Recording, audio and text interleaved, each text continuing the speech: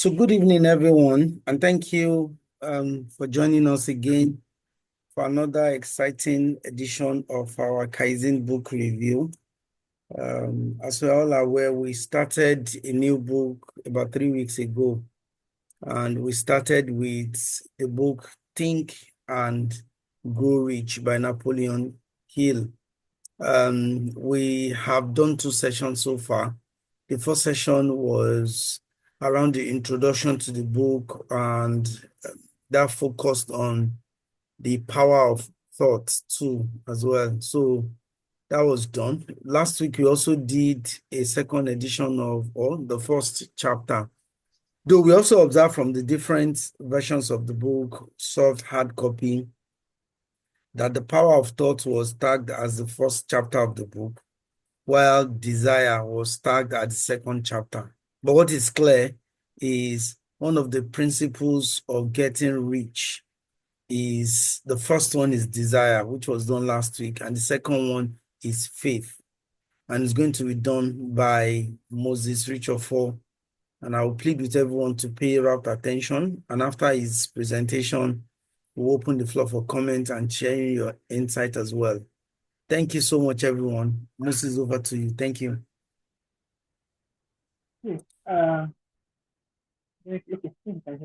So thank you very much, Kazim. Good evening, everyone. Nice to be on the review side of the table once again. Even though on the other side is my boss, so I better be civil. I want to. Okay, so I'll quickly begin, right? I just want to say this before I go in. This chapter is a mixture of a lot of very interesting things.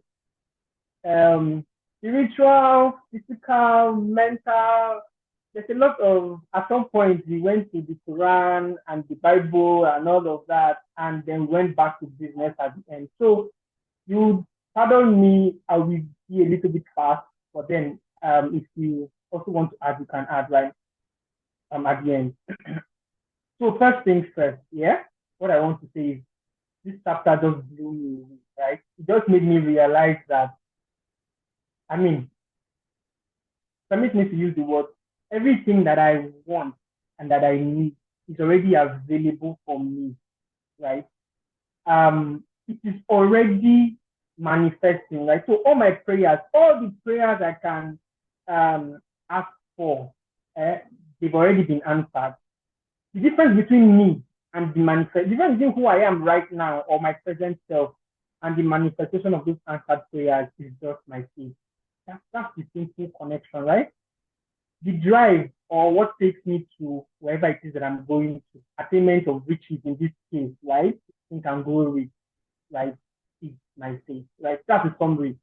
I'm saying this so that while I go down and break it down, we're just going to go back to the fact that I'm going from somewhere that is where I am and I'm trying to achieve something, right? Where I want to be. And the difference between myself now and that place that I want to be is my faith, right? So first of all, I'll just break it down, right? The book, first of all, tags it as a chemist. A chemist is somebody that mixes plenty things, right? You know, your chemist now, you go, you say you want drugs, you ask your symptoms and say, okay, do you have a day to give you paracetamol? Do you have this to give you another drug, right? He now says, when faith, right, that is the chemist, is blended with vibration of thought, right? Now, that mixture is still coming to play. So I'm trying to lay this foundation before I now start driving into it. The subconscious mind instantly picks up that vibration. It's trying to say, if you mix faith, right, with your thoughts. I know we've reviewed thoughts before now. Your thinking, your imagination, your ideas, right?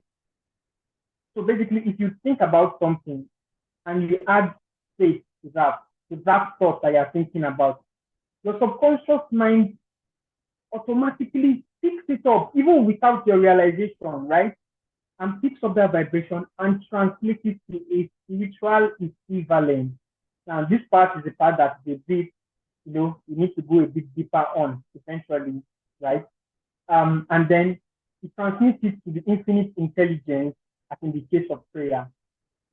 So all of these conversations may seem, or all of this work may seem a bit very technical, but breaking it down, it's simple sentence, just saying, when you blend your thinking and your faith, when you mix it together with the right set of emotions, your subconscious mind will automatically attract that thing that you are thinking of, that you are faithful for.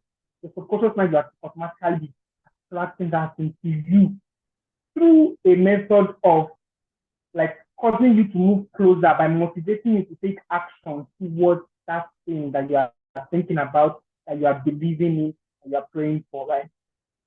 It says here, faith, love, and sex are the most powerful positive emotions. So take three of them like sisters or brothers or whatever, right?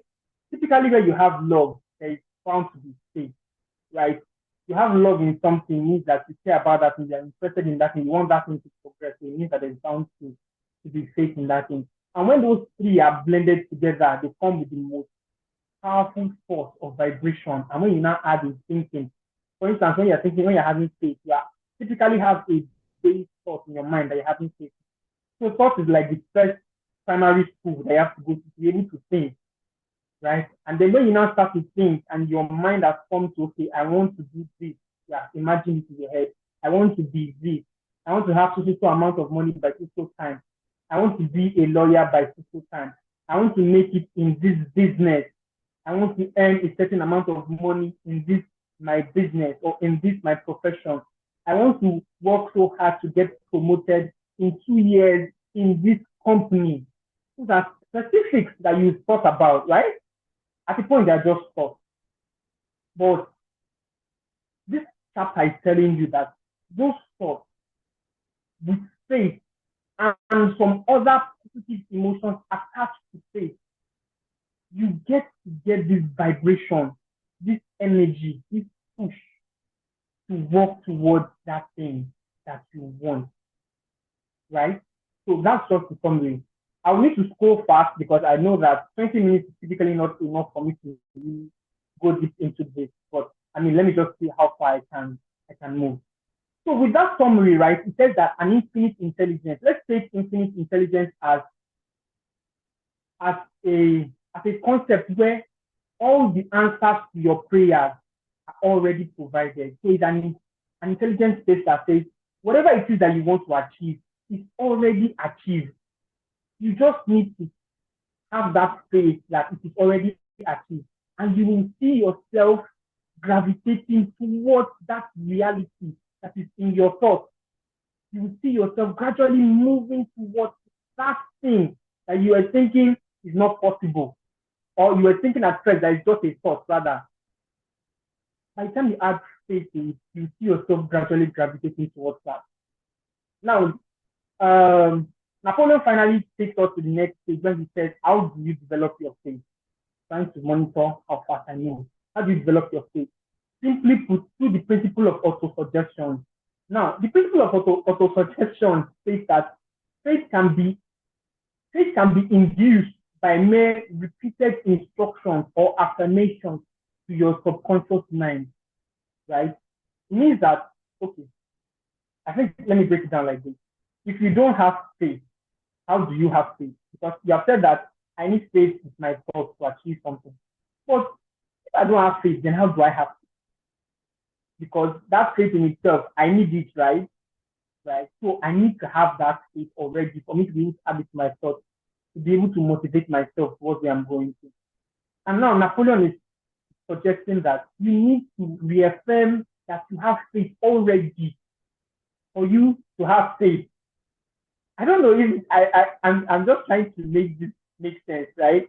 When I read it, I had to read it again and again and again to say, wow, okay. So it says that you can convince your subconscious mind that you believe that you've already what you're asking for, you've already received it. And your subconscious mind will act as if you already actually have that thing, right? Faith where it does not already exist is extremely difficult to describe, like I said earlier. But when you have repetition or reaffirmation of others, your subconscious mind, right, you start developing that faith. So that repetition and reaffirmation, so you have to keep telling yourself, I know I can do this thing.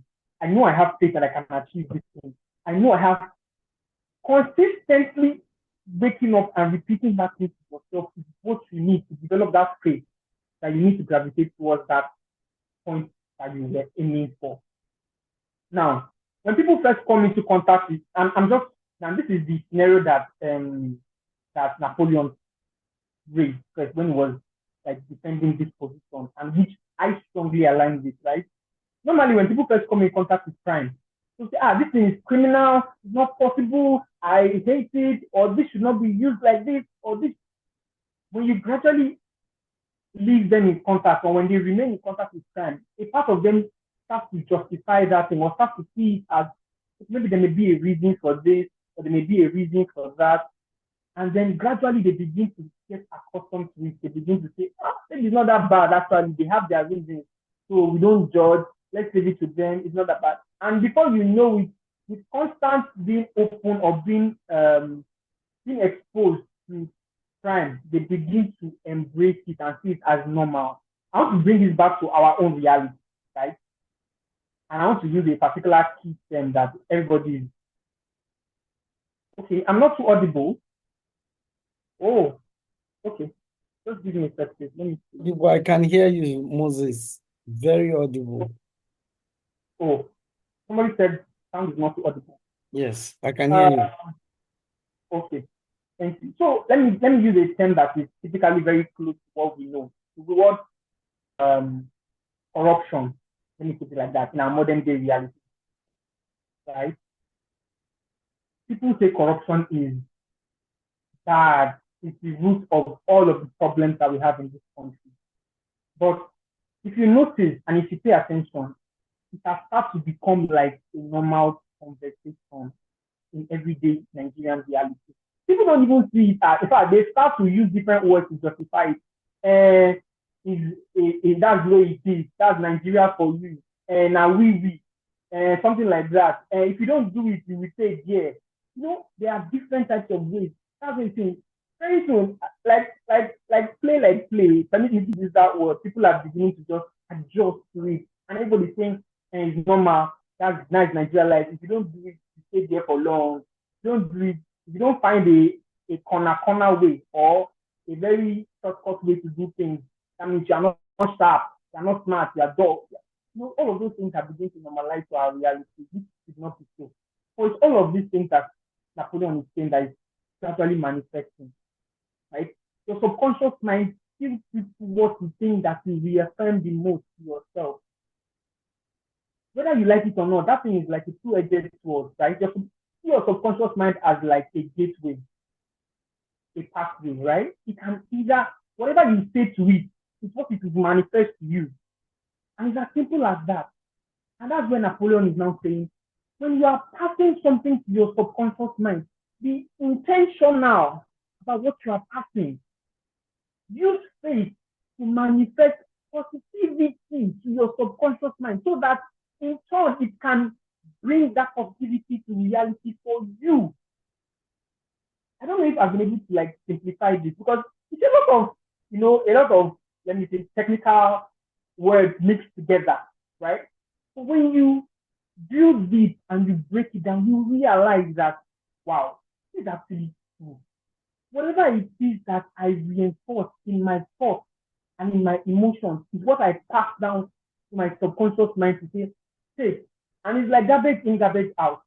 You give me something, I will remodel it and manifest it to you physically. So if you give me depressive thoughts, if you give me thoughts of I'm a failure, if you give me thoughts of I can never get out of this situation, oh God, why am I here? Why is this happening to me? Oh, this and that. The subconscious mind is using that thought, is using that your hard, depressive, dismal emotions to manifest even worse scenarios for you. So you are now, it's like a cycle. You are thinking it, you are passing that thought through your emotions, to your subconscious mind, to your negative emotions, to your subconscious mind. The subconscious mind is now aligning you with even worse manifestations of reality where you will now go, you hit your leg on the floor. I said this, nothing good can happen to me. You will not go back and you will miss an opportunity. Say, this is the thing I keep saying about it. My life is like this. Also, you know, And Napoleon is trying to tell you that you see, all of these things can be, you can condition it, you can program it, you can transmit what you want your subconscious mind to take in. And your subconscious mind will take that thing. If you repeatedly pass the same thing, I am this, I am positive, I am better, I am for growth, I believe that I can do well. All of those positivity, if you take it into yourself, think about positive situations in your head, manifest those positive situations using positive emotions like love, like kindness, like faith, like belief, like generosity, like every positive emotion. You see that they begin to grow.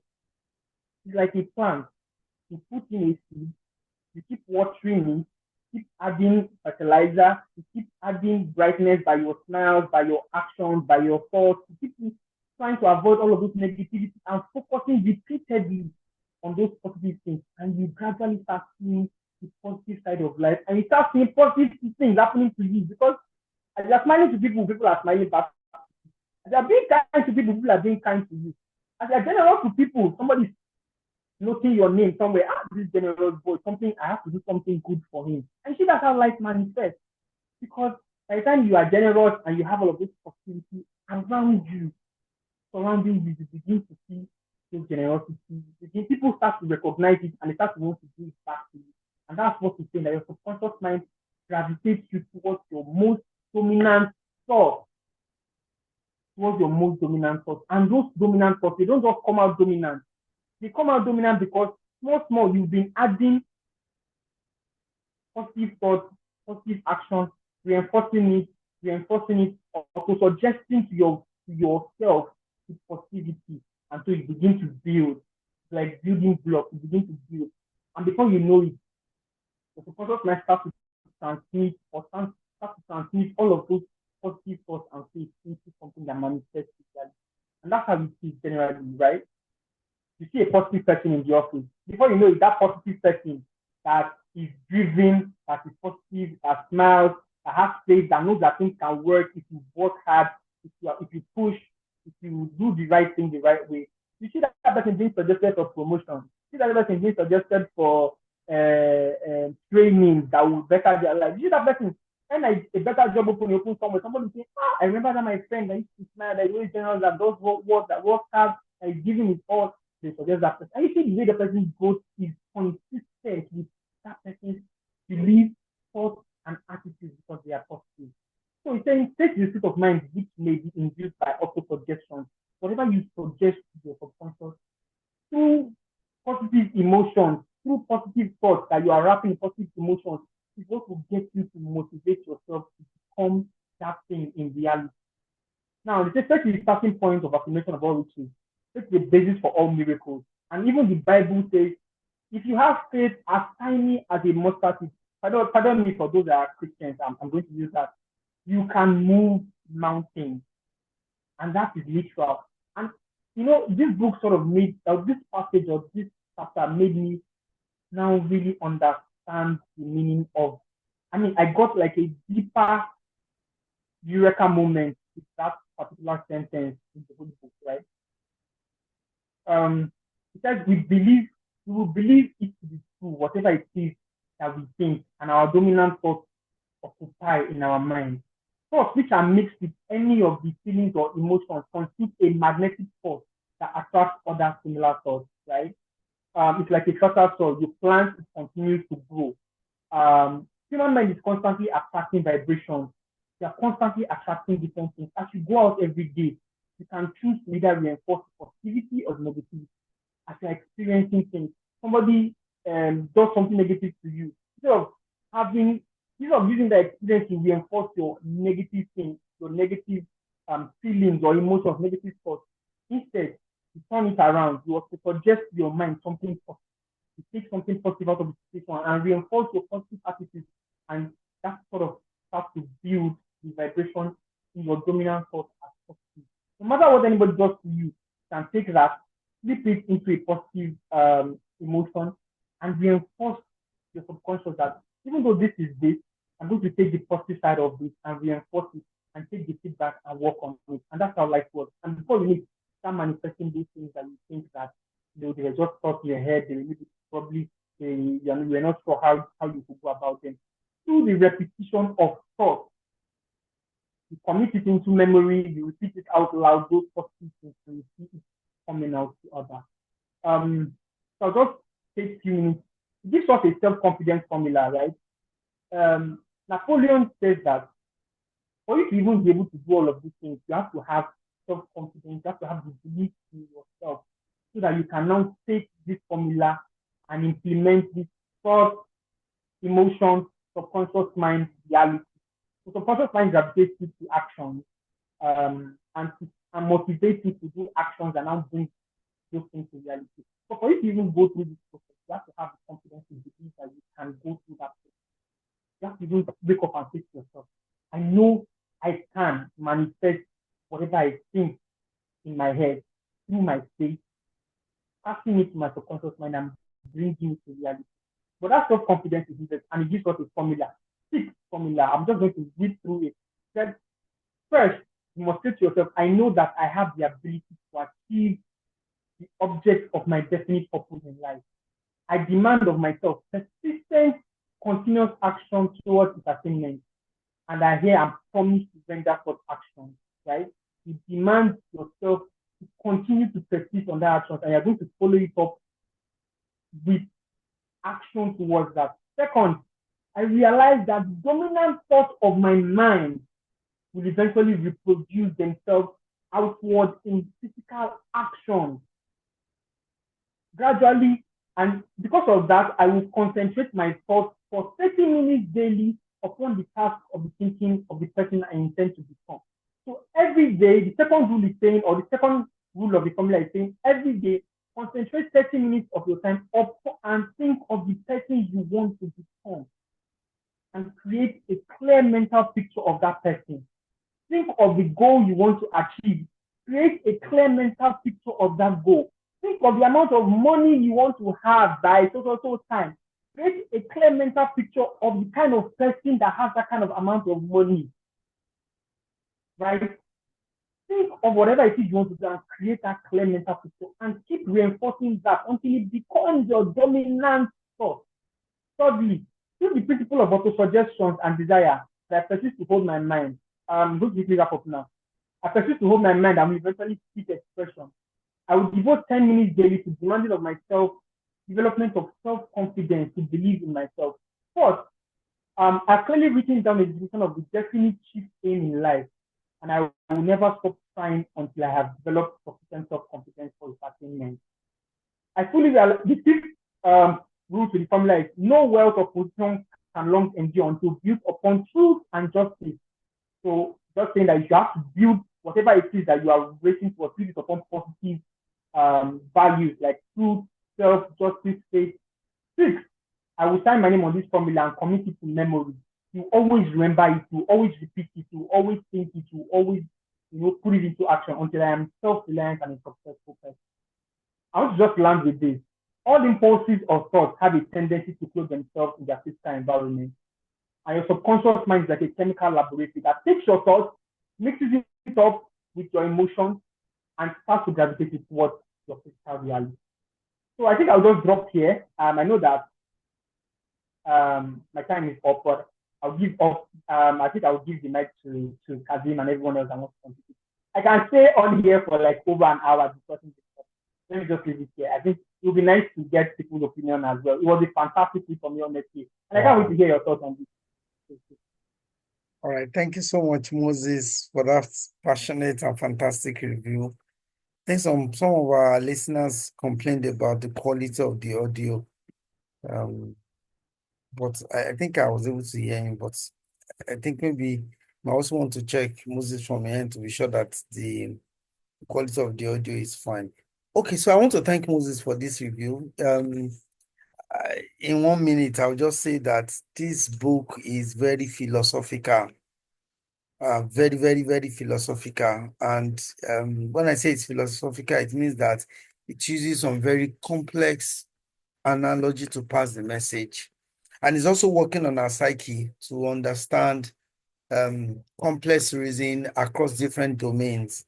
It's using spirituality, it's using physical consideration. He's also using emotional and social. He's using a lot of principle at once. And also the use of the word think and grow rich. Some of us might think that this guy is just saying that once I follow this book, I become a millionaire. No, he's actually working on our psyche and going a bit deeper than attitude is everything that we read. So he's leaving the physical realm of attitude is everything and going deeper to start talking about how our internal, will I say, structure work to drive our external.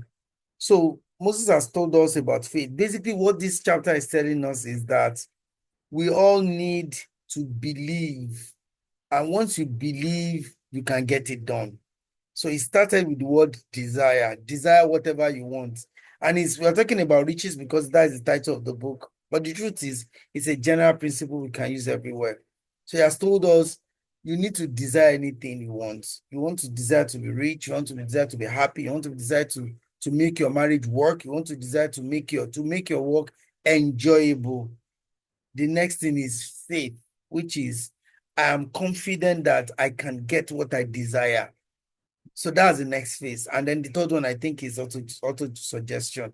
And that's talking to our subconscious mind. And now we build it with some of these things. So we have very limited time. Moses has spent so much of our time. And I can understand how difficult it is for him to try to land and try to break down that complex analogy to make it relatable to all of us.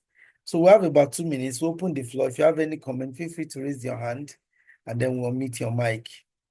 Yes, so please feel free.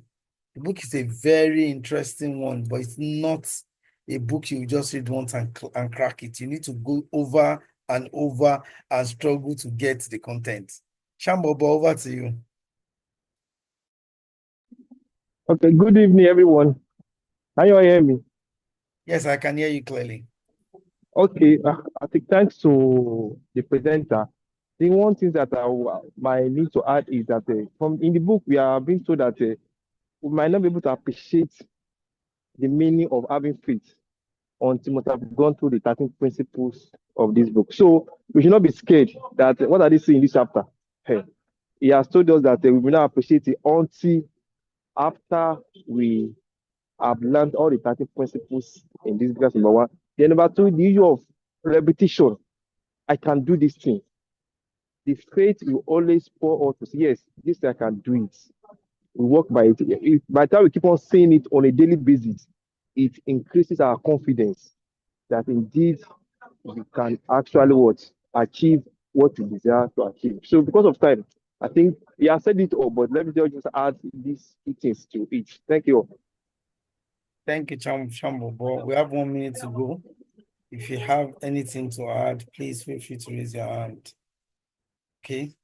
So like I said, if you're reading this book, it's not a book, let me just quickly scan through it and run. No, it's a book you need to read, reread, and it's a kind of book that will strengthen your comprehension, because if you're able to read it and understand it and able to break it down, honestly, you're reading a book that's as old as 1800, or if I'm not mistaken, a very old book. So it's a very interesting book. Because of time and the fact that we don't have anybody raising their hand, we'll stop here today. Join us next week. It's a Saturday ritual that we all know. Starts by 7:30 and wrap up by 8 o'clock. Just 30 minutes to share our thoughts on the book. And we'll be going to the chapter 3 or chapter 4. Let me say chapter 4 of the book and the 4 principle of the third step to riches, and it's called auto-suggestion. So please join our WhatsApp group, follow us on LinkedIn, YouTube, subscribe to our YouTube page, and also follow us on Instagram and Facebook. See you next week and have a lovely weekend. Bye-bye.